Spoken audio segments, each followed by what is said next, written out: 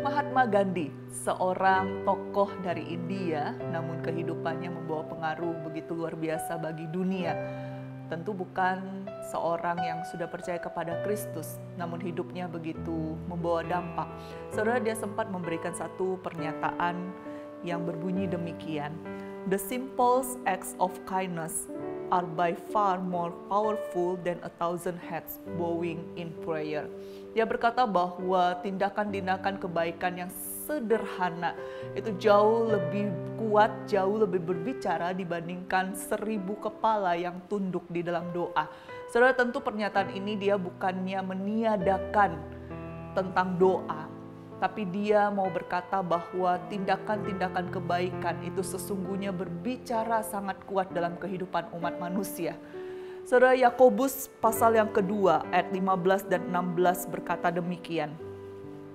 Jika seorang saudara atau saudari tidak mempunyai pakaian dan kekurangan makanan sehari-hari, dan seorang dari antara kamu berkata, "Selamat jalan, kenakanlah kain panas dan makanlah sampai kenyang," tetapi ia tidak memberikan kepadanya apa yang perlu bagi tubuhnya, apakah gunanya itu?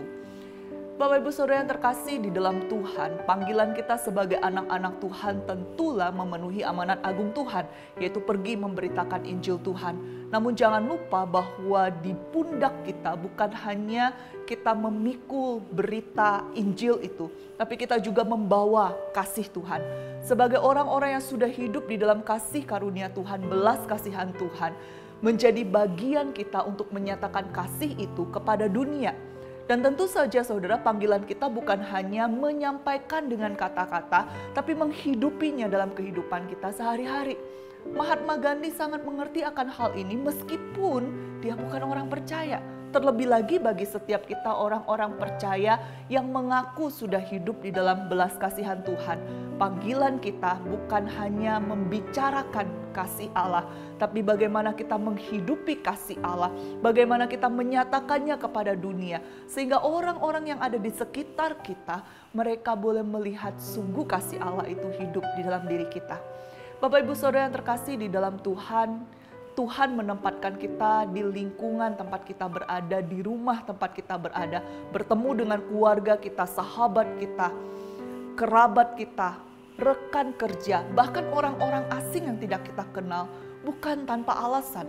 Tapi bagaimana kita boleh menjadi bagian dari hidup mereka, membawa dampak bagi kehidupan mereka.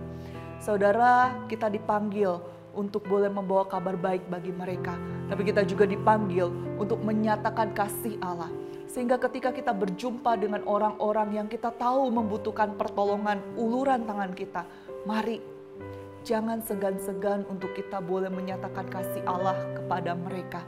Jangan segan-segan untuk boleh menunjukkan pertolongan sebisa yang kita mampu untuk lakukan bagi mereka.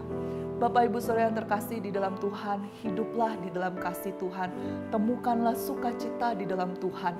Maka setiap kita, engkau dan saya, sungguh-sungguh akan menikmati sukacita Tuhan di dalam setiap pekerjaan Tuhan yang Dia percayakan kepada kita. Biarlah menjadi doa setiap kita bahwa kita boleh diberikan hati seperti hati Tuhan yang penuh dengan belas kasihan. Mata seperti mata Kristus yang selalu memandang kepada jiwa-jiwa yang membutuhkan pertolongan daripadanya.